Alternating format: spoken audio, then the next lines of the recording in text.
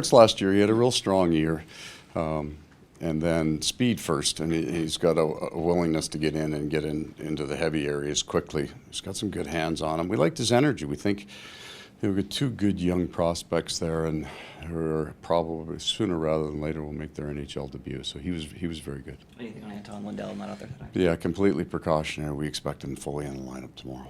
Paul, the way things ended, the short turnaround this summer, are you ready to unleash these guys right now?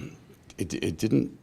I know it was a short summer, but it didn't feel like that when they came back to camp. There wasn't any, other than the obvious guys that were injured from last season. There wasn't any hangover, if you will, in camp. They went hard in camp, so we're ready to go as ready as we can be, and it's going to be our adversity hits right at the start, right? We aren't going to spend a lot of time kind of wading into this. We do have a lot of new people here, but we're going to miss some guys, and we're going to have to grind right from the get-go. You said during the playoffs that you like the idea of starting on the road. Yeah, I do. Is it a similar mentality here? I do. It's a chance to get everybody together, because even like camp is split groups. There's 50 people, so they don't spend as much time just as that group of 22 or 23 guys. So you get them on the road, and they get to laugh and tell jokes, and they're all funny again at the start. So it's a good way to start. I like being on the road.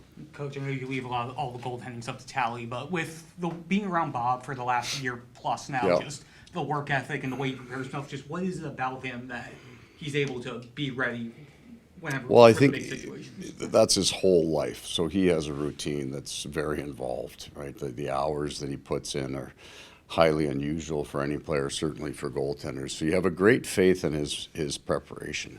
I think this year is a different start for him.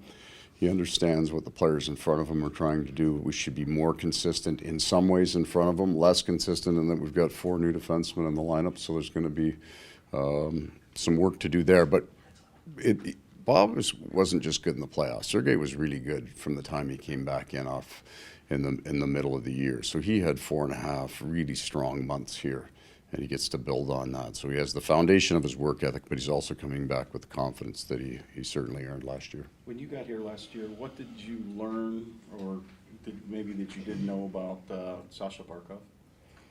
Well, he's still getting better. So many of these players at their peak, and it's hard to get better when you get toward the top. There's not a lot of people that can push you to get better. I'm talking about players. But he has a real willingness. He completely changed his training program this summer. You watch training, he looks much faster. He's lighter, but he's still very strong and a heavy man, but he's lighter than he was. So he's like driving himself to get better. And that is internal, because he's going to be a great player. If he played the game that he played last year for us, as our team, I think we clearly changed the style of game. He changed his.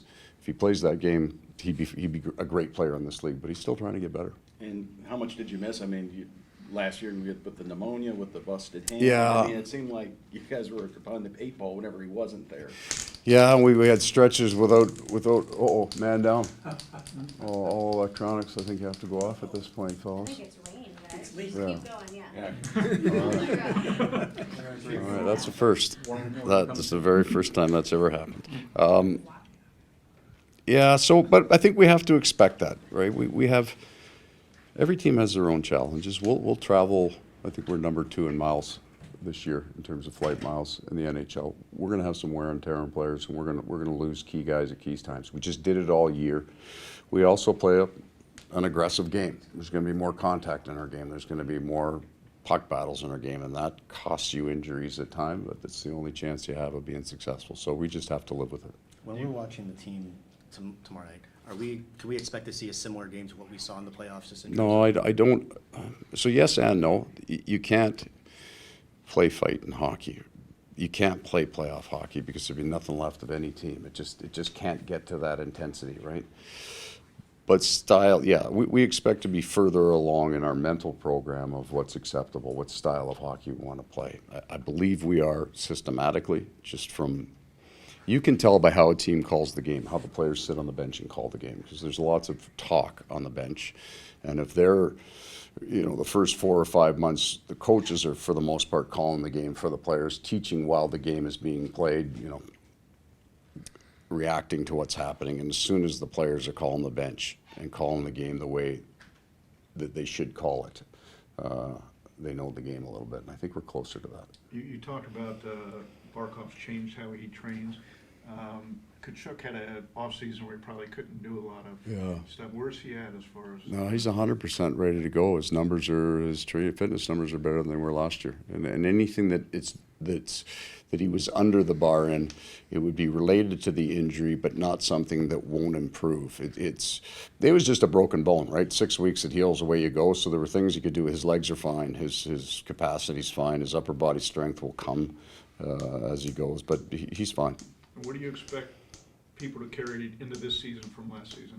That, you know, obviously once you get to the playoffs, they'll know how to play, but anything in the regular season or? No, it has to be continuation of that. So we will talk about that all. There's a certain style of game that's played in the playoffs, which is different than playoff intensity. You can't do that for 82 games. But there's a style of game that we want to play, and that's kind of the accountability standard. So you can walk in and say, those 3 plays that we made in the neutral zone are not plays that we will make in the playoffs. We don't want them in our game, and they will understand what you're talking about. So we have at least half the team was here that went through it last year. It's a simpler, more effective way to communicate with the team because we have a foundation. I'm not trying to convince anybody, right? We have a pretty good understanding of what we need to do. Paul, I remember during the Vegas series, some of the Vegas players were accusing your team of trying to bait them into penalties, but you said you were not going to change your aggressive style of play. Yeah. Is that not going to change this year coming right out of the Yeah, we're not changing who we are. I think that was also gamesmanship on their side. Everybody's trying to work the officials to what might happen. I think they did that to great effect. So, no, the extracurricular things that happen after a whistle will come to you sometimes when you are finishing checks and going hard to net. It's a part of protecting your territory, if you will. It's not part of our system. It just happens in a physical game.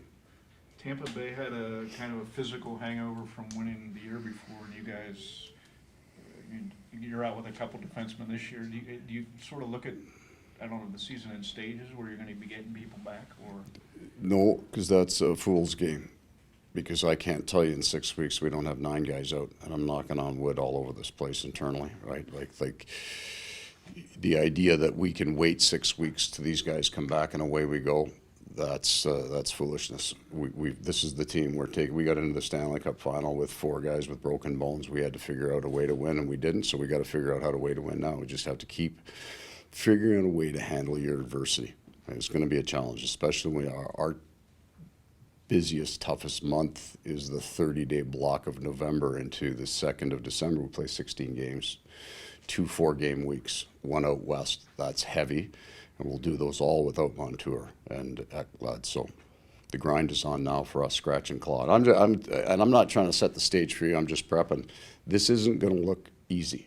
It was, well, you went to the final last year. You should just win by 5 and not have to work too hard doing it. No, that's not the way this is going to go. So we got to get into the mud as early and as fast as we can and get comfortable living there. Thank you guys. Thanks. Okay. Thank you.